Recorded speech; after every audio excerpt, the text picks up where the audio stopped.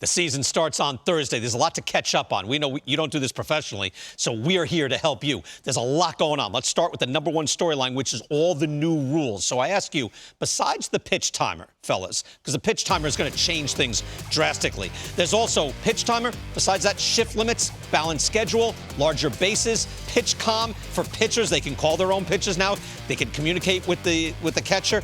Also, there's the 2 disengagement rule. Then you get a balk, so you can't keep throwing over to first base. So all these things, besides the pitch timer, Dan, what's the biggest thing? To me, the balanced schedule. And I think it's going to be the equalizer because a lot of teams were making hay off of some of the bottom feeder teams. And one team in particular, the Padres have had a really tough time in the regular season, Brian, against the Los Angeles Dodgers. But with this balanced schedule, they're not going to play the Dodgers 19 times. I think that bodes well for the Padres, and that's why I think they're my pick to win the NL West. Also, look at the other way, too. The Orioles, for example. They don't have to get beat up facing heavyweights day after day. It can be balanced. Every team will play another. What's the biggest thing besides the pitch timer, Carlos? You know, I'm looking forward to seeing the shift limitations. I mean, I was a victim of the shift when I was playing. It was really frustrating, hitting bullets right into 10,000 people playing in right field, Dan. I thought it was boring baseball. It really hurt me. And here Bika's laughing. But now it doesn't mean that the shift is gone. You can still move your fielders within reason to the more probable places where you think the hitter's going to hit the ball. And you can still, as we saw the Red Sox do, move an outfielder and put him in right field. But it's going to cost you now. Right. Because now you're only going to have 2 outfielders out there. And any fly ball, then you run the risk of it being a triple, even an inside the park home run. So I think there's actually more strategy now, BK, with the shift limitations. That's not true. But I would say this. I'm very much against it. But watching spring training, is it more aesthetically pleasing? Yeah.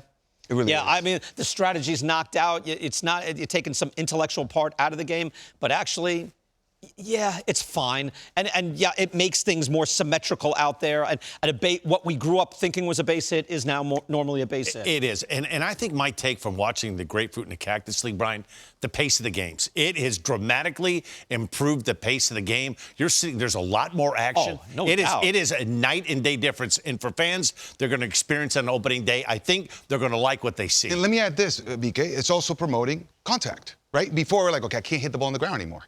A ball on the ground is an out. No, not anymore. With this limitation, it's like, you know what? You think so? Well, now you think to yourself, you know what? A hard hit ground ball, I can see, 2 or 3 holes where it might go through. Okay. Where before you're thinking, man, all I do is hit the ball on the ground to the right side, I'm out. We'll have to track that. I know batting average for balls in play in spring training has gone up. It's the highest it's been in 8 years since they've tracked it. We'll see if it So, like, the continues BABIP is moving up. Yeah, unfortunately, I think it's probably better for the game. I don't like it, though. How about milestones coming up? That happens a lot to me. I don't like this. Does it work? Yeah, it works just fine. How about some pitching milestones here? Let's start to the far right there. Clayton Kershaw's 3 shy of 200. Adam Wainwright, 5 shy of 200. Justin Verlander, 6 shy of 250. Craig Kimbrell is 6 shy of 400 saves, 9 shy for Kenley Jansen. And let's talk Zach Greinke, 118 shy of 3,000 strikeouts. He would be only, Dan, the 20th man in the history of baseball to reach that. Yeah, it's going to be tough for Zach because the last couple of years, his strikeouts per 9 innings has really kind of dwindled, about 4 to 5 strikeouts per 9 inning. With that said, he constantly reinvents himself, and I know that he'll play with this pitch clock. He'll throw a 65-mile-an-hour curveball. He'll throw an eephus pitch. He's not afraid to throw anything at any time. He's a survivor, and as long as he still wants to pitch, he has a chance to get people out. I think he's definitely going to get there. It's just going to take him 2 years to do so. I mean, when you look at the fact that he hasn't been throwing a lot of swing and miss stuff, still effective, by the way, pitched very solidly last season. However, he is pitching to contact. So he would have to change the whole entire approach.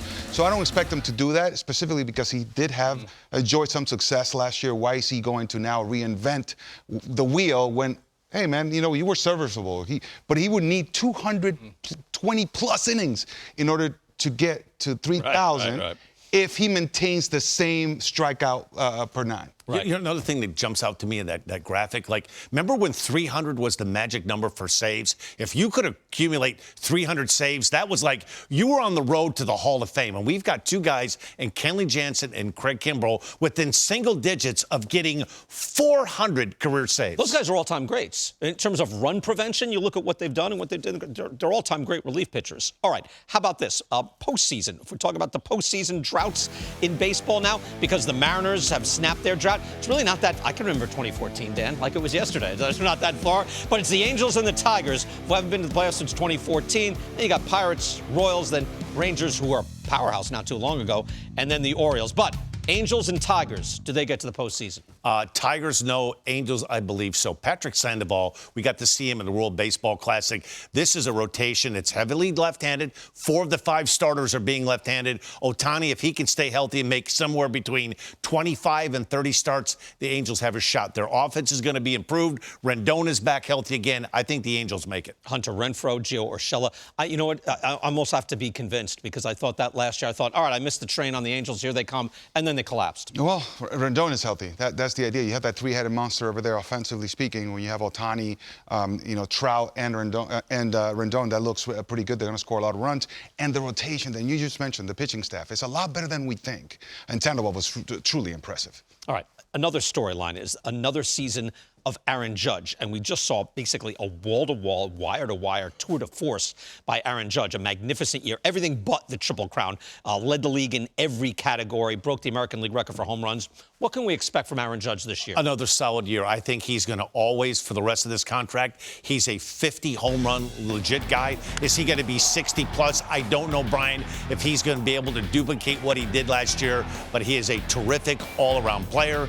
I'm glad he stayed in the Yankee uniform. He is everything that is good about the game of baseball. I think he's going to regress a little bit. He's going to hit 40-plus home runs. He's going to have a WAR of 7, and he's going to have an OPS above 900. That's what you call regression? Are you kidding me? This guy is an absolute stud. He's going to go out there. Even if you were thinking, okay, below his 162 average, he's still one of the best players in all of the game. It is. It's near impossible to expect those percentages that he had last year. However, like when he's played, I remember doing the math last year at the beginning of the year, compared to Mike Trout, he actually was performing with Trout step by step, at bat for at bat. It's a matter of him being on the field. If he's on the field, he or Trout are the best player in baseball. This is what you have to do, Dan. Like, you look at his, 162 average, and you're like, okay, now I'm going to take away 25% of that production and now project it forward for the next 10 years. Every single team in the major leagues will be like, sign me up. Because he's still, even with a 25% regression, he's still one of the better players in all of the league. That's why you invest in a player like Aaron Judge. That was the seismic move of the offseason, though. If the Yankees didn't bring him back, we'd be looking at a vastly different team. Now, 9 years later, different story. But for this year, next couple of years, huge, huge move. We'll take a short break.